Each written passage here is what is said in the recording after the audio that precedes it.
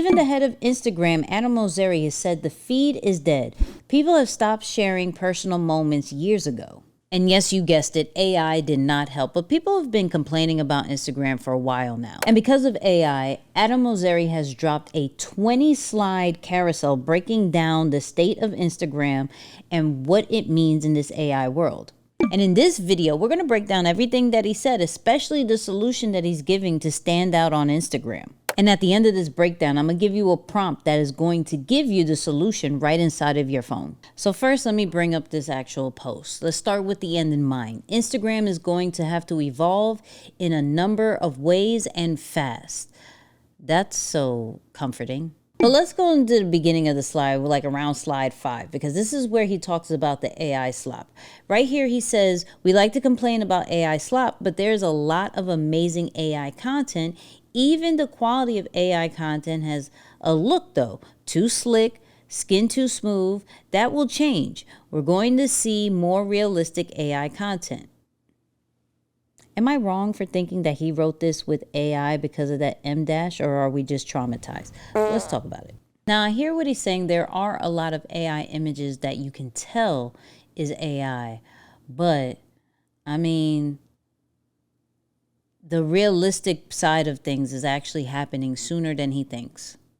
Staying on the AI content real quick, if we're thinking about these images, you're looking at tools like Nano Banana, ChatGPT, and even Meta AI, because they partnered with Midjourney. But let's continue. Now, this part I actually agree with. Authenticity is becoming a scarce resource, driving more demand for creator content, not less. And bump what all these AI experts and gurus are saying, that influencer marketing is going down because of AI. That is not true. We're seeing the backlash of AI in the music industry right now with that Zane Monet chick, and how much people do like the AI music, but how much people are not liking it. And it's starting to become a little bit more louder about AI and taking over the complete creator economy. Now, don't get it twisted. Not all AI content is slop. Like, I follow Justin, and Justin is one of my favorite content creators when it comes to this AI stuff.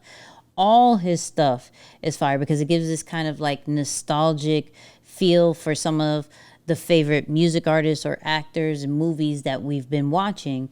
And he puts his own spin to it when it comes to this AI thing. And yes, this is on Instagram. I'm showing you everything on Instagram. Even look at what Ricardo did with MTV and the end of the era and showcasing TRL and some of our favorite moments unplugged.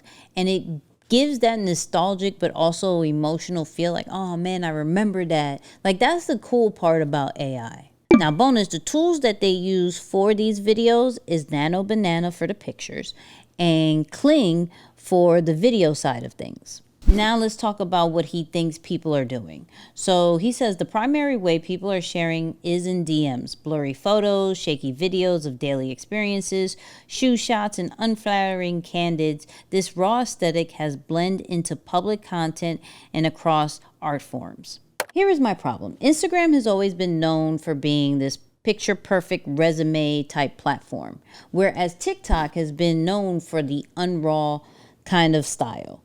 And so now that they're realizing that people are getting burnt out, people are not liking what Instagram is doing, and an older crowd is only going to Instagram. The younger generation isn't even opening Instagram. They're trying to make a different approach. Now, let's call a spade a spade. Let's not blame AI as far as wanting to have more organic and raw content. Let's blame it as that TikTok is killing it with that kind of style, and you're trying to bring it to Instagram. Because I don't know anybody who's sharing like blurry photos. Now, he also says the camera companies are betting on the wrong aesthetics. They're competing to make everyone look a pro photographer from 2015, but in a world where AI can generate flawless imagery, the professional look becomes the tell. Now, I will say the imperfection is now the new in thing, is the new trend. Like, we want to see misspellings in grammar. We want to see something weird in your video, or maybe the audio's maybe slightly weird, so we know that it's not AI because there's so many deep fakes. But I do believe there needs to be a balance, especially as us growing as brands. We want to elevate our look and not just stay to the standard because that's what's trending.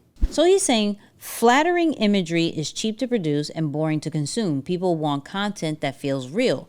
Savvy creators are leaning into unproduced, unflattering images. In a world where everything can be perfected, imperfection becomes a signal. And low key, that's happening right now with creators. So shout out to Trap. Trap is the best influencer when it comes to stocks and options, right? And so he started to change up his whole style, grabbing his phone, going outside, answering questions, having this certain kind of style. And we're seeing 460K, 211, 660K. Like his views are going up by just grabbing his phone and going outside. Whereas before he had more highly produced content and it wasn't necessarily hitting the way that he wanted to. I think one of the top creators who do this very well, of course, is Wallow as well. Wallow is infamous at just like not really high produced content. If it is, it's going to be only on his podcast. But he's been blowing up our feed with just his organic content that he grabs from his phone. I actually like this bar that he said, which is rawness isn't just aesthetic preference anymore. It's proof. It's defensive. A way of saying this is real because it's imperfect. Even though he has an M dash and we don't know if AI wrote this. So is he really even following his own advice? Now, this next point should happen now. Like you should focus on this now and not later like he's trying to insinuate. Where it says relatively quickly, AI will create any aesthetic you like, including an imperfect one that presents as authentic. At that point, we'll need to shift our focus to who says something instead of what is being said. And that needs to happen now. This is why in 2026, you're going to hear a lot about personal branding. You're going to hear a lot about brand world. You're going to hear a lot about creating a content series so people can see your face all the time, see your style all the time. Because like he said, it is going to be more about who said it. Perspective is going to take over everything because anybody can create a narrative. Anybody can create and tell the news, but who is sharing their perspective that will change what people think? AI hasn't gotten that good just yet to change what people think. It's very dope. People like it. They like what they see. They like what they hear, but it doesn't have more power than a human's perspective. On slide 14, he tells you exactly what Instagram is going to pay attention to, which is paying attention to those who is sharing something and why. Do not let that go over your head. Perspective and how you say it and why you say it is going to really stand out now. The creators who maintain trust and signal authenticity by being real, transparent, and consistent will stand out. Now that I think about it, this reminds me of something that Big Bob says, which is Nipsey Hussle's mentor.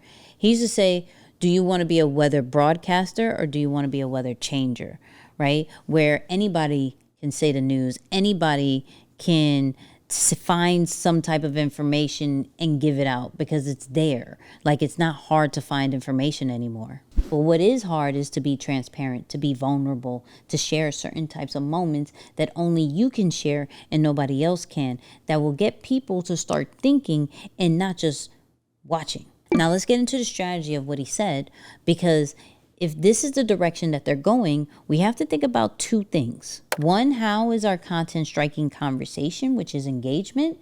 And two, how are we making it shareable? Because one thing that Instagram has been very loud about is that they focus on content that will go into the DMs. Focus on content that will go into the stories. What is shareable content that you are creating? So since Meta and Instagram are pro AI, let's use AI to help us with that. Now, I've been using this prompt for a little bit to talk about how do we create conversational content and shareable content. So this right here, you could put this in any AI model, ChatGPT, Claude, Gemini, whatever your preference is.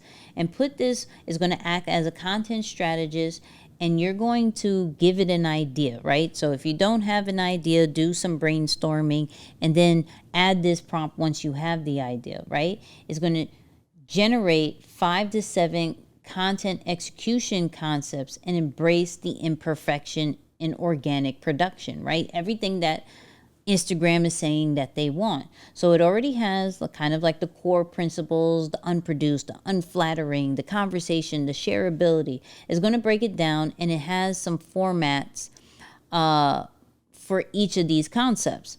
So you got like the concept name, the visual approach, the unflattering element, the hook, and the caption, because we know the hook and the caption are both important. So I'm going to give you this prompt. This is not something that you have to go back and take a screenshot. It's in the description. There's a link right there. And I want you to use it with any idea that you have. So to some and most, Instagram has been dead for a while, but it looks like Instagram is just shifting to be in this AI era, as well as to still be competitive. But you let me know if you're even on Instagram, or you kind of left that alone last year or the year before that as well. Let me know how you feel about Instagram. In the meantime, check out this next video.